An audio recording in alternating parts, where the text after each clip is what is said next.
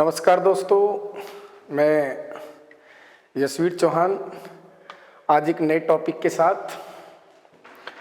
Topic तो हम इसको नहीं बोलेंगे, इसको हम एक मानवीय हस्तक्षेप के कारण होने वाली एक प्राकृतिक घटनाओं का एक हम इसे विषय बोल सकते हैं।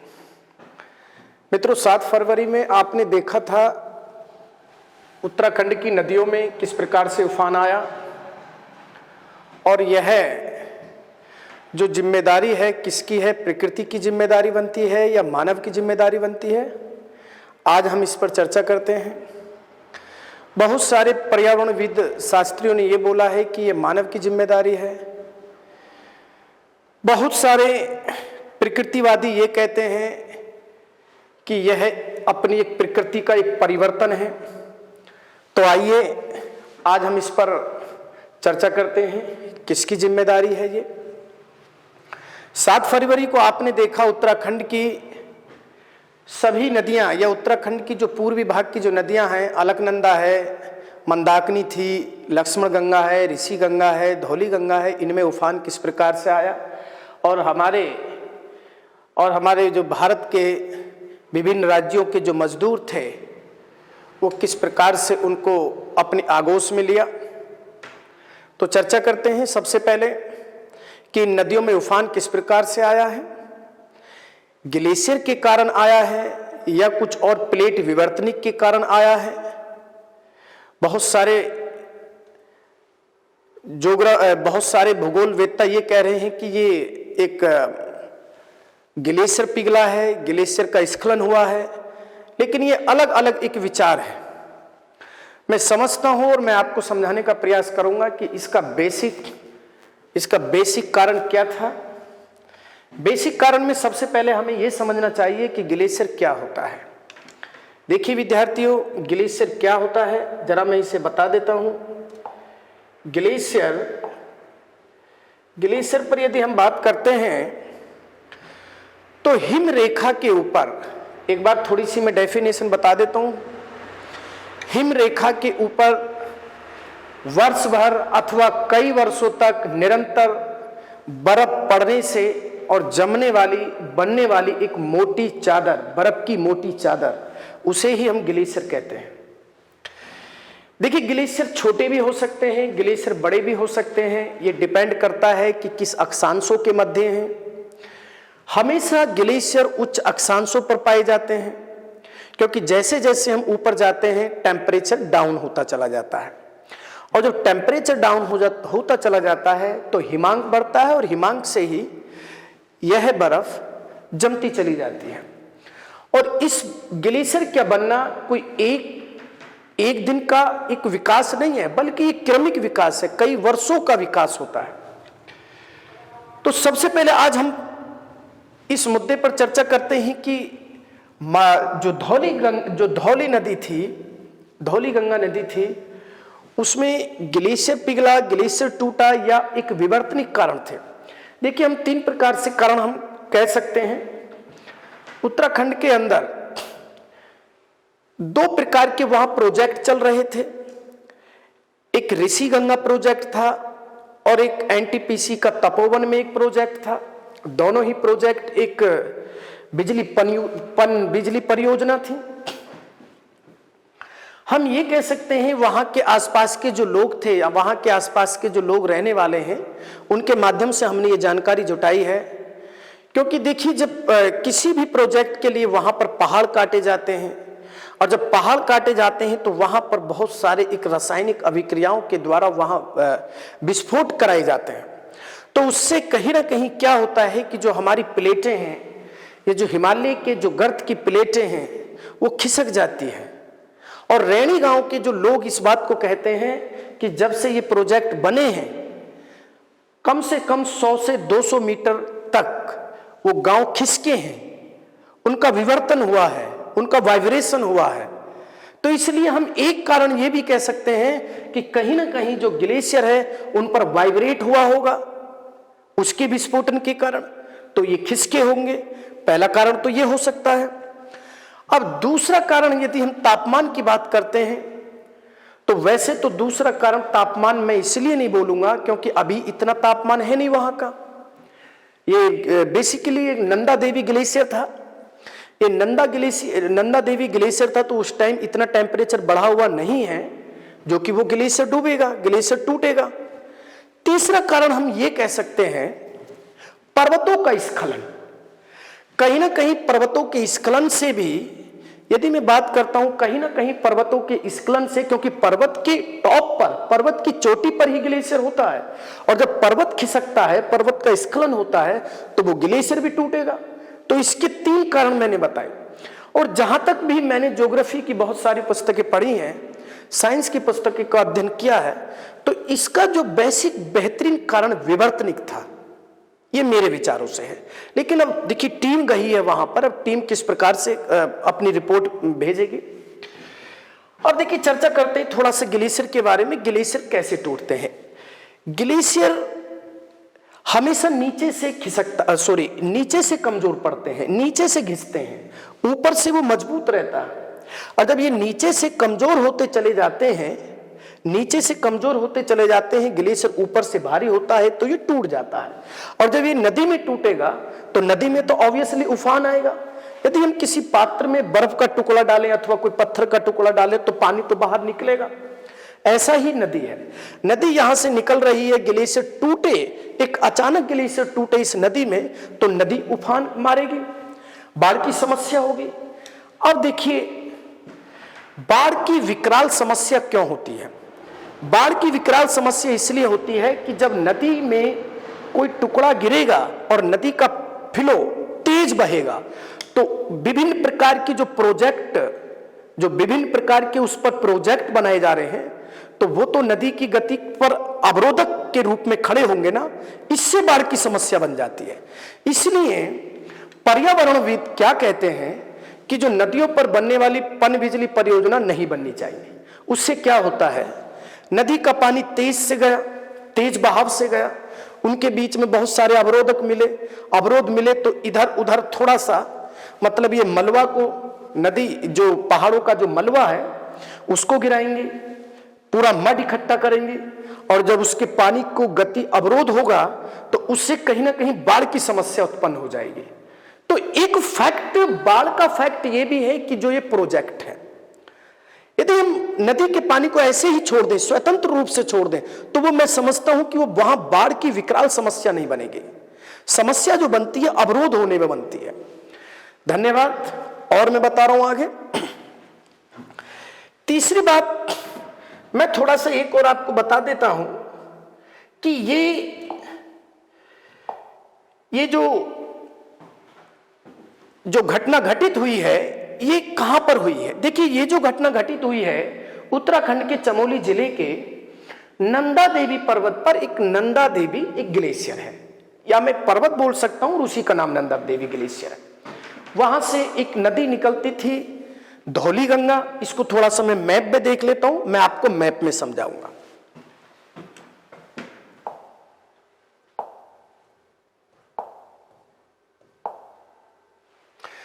देखिए विद्यार्थियों, मैं इसको थोड़ा सा आपको मैप के जरिए से भी बता देता हूं।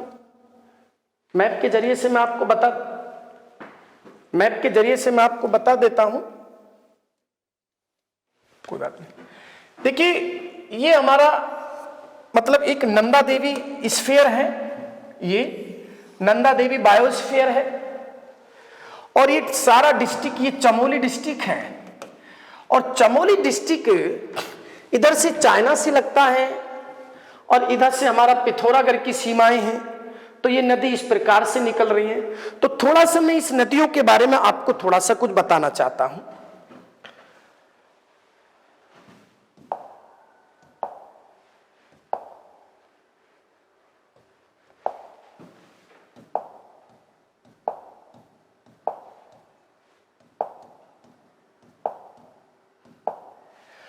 देखिए मैं बताना चाहता हूं कि नदियां कहां पर हैं। नदियों की यदि हम बात करें, उत्तराखंड की नदी की थोड़ी सी हम बात कर लेते हैं 1 मिनट की, आपको थोड़ा सा ये नदियों के बारे में भी, और ये घटना कहां घटित हुई है। देखिए एक हमारी नदी ये है, इसी को हम कहते हैं अलकनंदा। इसे हम अलकनंदा बोलते हैं।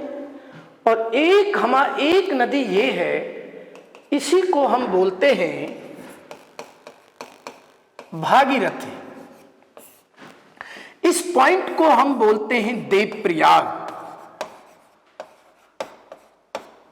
देवप्रयाग। अलकनंदा नदी ये संतोपत ग्लेशियर से निकलती है, संतोपत ग्लेशियर से निकलती है। और इस अलकनंदा नदी में एक नदी मिलती है, सरस्वती नदी। ये सरस्वती नदी, थोड़ा सा इस मैप को आप थोड़ा डायग्राम बना लेना, यहां से परीक्षाओं में भी क्वेश्चन आते हैं। एक केशव प्रयाग में ये सरस्वती नदी, ये ऐसा नहीं है कि वो नदी है कि इलाहाबाद वाली है या हरियाणा वाली, ऐसा नहीं, ये नदी अलग है। संतोपत ग्लेशियर केशव प्रयाग में मिलती है। दूसरी इसके बाद में एक नदी है, ये लक्ष्मण गंगा नदी।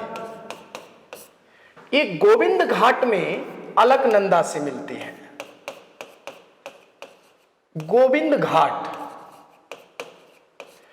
उसके बाद जो हमारी नदी आती है, ये आती है ये धौली गंगा नदी, जहां पर ये घटना घटित हुई है, धौली गंगा नदी। और धौली गंगा नदी की एक सहायक नदी है, एक सहायक नदी है, उसका नाम है ये, उसका नाम है ऋषि गंगा।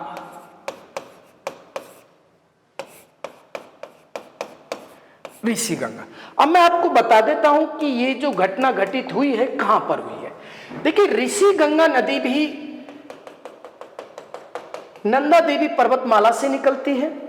ये धौली गंगा में मिलती है रैणी नामक स्थान पर, जो कि आपको अभी पत्रिकाओं में या मतलब अभी अखबारों में रैणी नामक गांव सुनने को दिखाई दे रहा। ये रैणी नामक गांव है, ये ऋषि गंगा रैणी नामक गांव में मिल जाती है धौली गंगा से। तो एक प्रोजेक्ट ये था ऋषि गंगा प्रोजेक्ट, ऋषि गंगा प्रोजेक्ट। और एक प्रोजेक्ट ये था, इसको हम बोलते हैं एक तपोवन। तपोवन में था ये, तपोवन में एनटीपीसी का, एनटीपीसी। तो ये जो घटना घटित हुई है इन नदियों पर हुई है, एक तो ऋषि गंगा पर और एक धौली गंगा पर। दोनों नदियों का मतलब एक बहाव और बाढ़ के रूप में अलकनंदा में मिले। एक ऋषि गंगा प्रोजेक्ट और एक तपोवन में एनटीपीसी का था। यहां से ग्लेशियर फटा और इसकी बाढ़ के रूप में नदी आगे बढ़ी। अब मैं थोड़ा सा इसको मैप बना ही देता हूं, कोई दिक्कत नहीं है। धौली गंगा नदी विष्णु प्रयाग में, मैं थोड़ा सा उधर बना देता हूं, विष्णु प्रयाग, विष्णु प्रयाग में अलकनंदा में मिलती है। धौली गंगा नदी विष्णु प्रयाग में अलकनंदा में मिलती है। एक नदी ये है नंद प्रयाग। उसके बाद में हमारा जो मंदाकिनी नदी है एक नंद प्रयाग में, ये नंदाकिनी, और ये मिलती है नंद प्रयाग में। नंद प्रयाग में दो प्रयाग हुए। एक नदी हमारी, दूसरा नदी इधर से आती है, उसे हम कहते हैं एक पिंडार नदी आती है। थोड़ा सा इधर से बता देते हैं, पिंडार नदी, पिंडार नदी। और एक नदी ये आती है मंदाकिनी,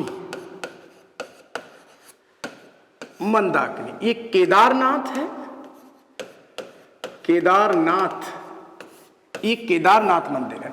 तो ये मंदाकिनी नदी अलकनंदा में, मंदाकिनी नदी अलकनंदा में रुद्रप्रयाग में मिलती है। किस प्रयाग में मिलती है? रुद्रप्रयाग में।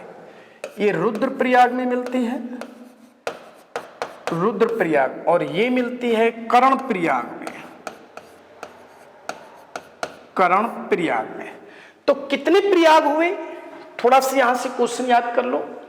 पहला प्रयाग हमारा विष्णु प्रयाग था, दूसरा प्रयाग हमारा नंद प्रयाग था, तीसरा प्रयाग तुम्हारा कर्ण प्रयाग था, चौथा प्रयाग रुद्र प्रयाग था और पांचवा प्रयाग देव प्रयाग है।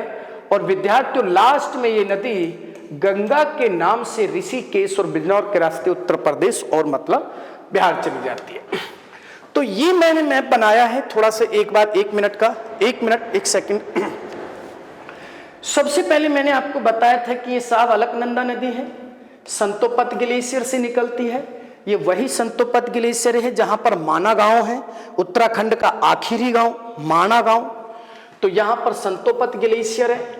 यहां से सबसे पहले सरस्वती नदी आकर के मिलती है केशव प्रयाग में, केशव प्रयाग में थोड़ा सा बना लेना इसे।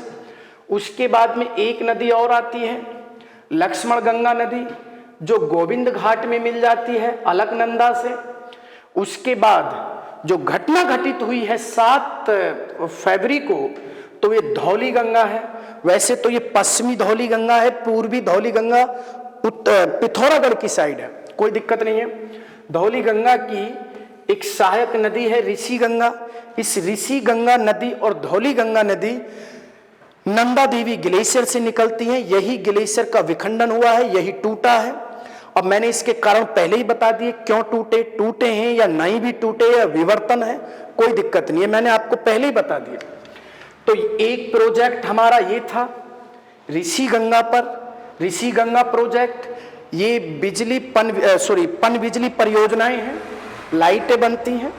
एक धौली गंगा पर है, धौली गंगा और उसके संगम पर है तपोवन में एनटीपीसी, जो कि बहुत से एक टनल थी यहाँ, उस टनल में बहुत सारे मजदूर अंदर चले गए थे और वो पानी से पूरा इससे गाद मिट्टी से भर गया था, जो कि आज आप देख रहे हैं।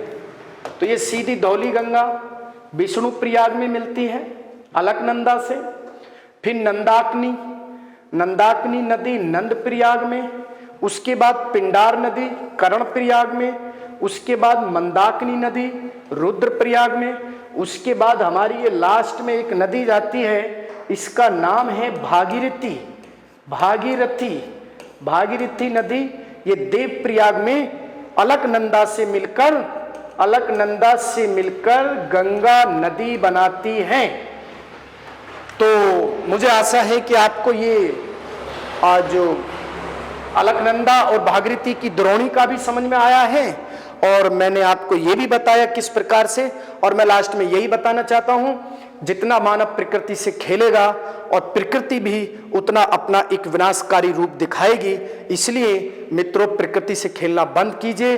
सब लोग पर्यावरण, जीव, जान पर सबसे प्रेम कीजिए। धन्यवाद।